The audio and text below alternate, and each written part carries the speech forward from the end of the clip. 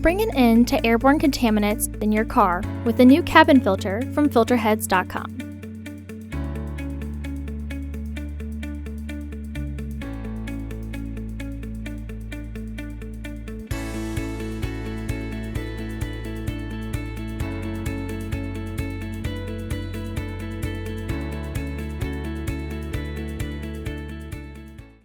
The cabin filter is located behind the glove box.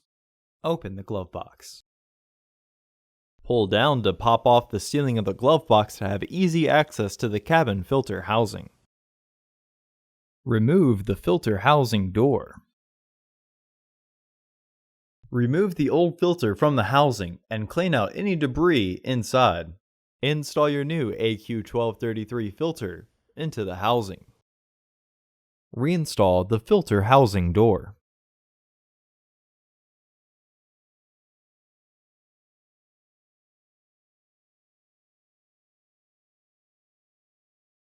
Reinstall the filter access panel by aligning the tabs and then pressing until they click into place. Close the glove box. Visit our website to order your filter to ensure that it fits.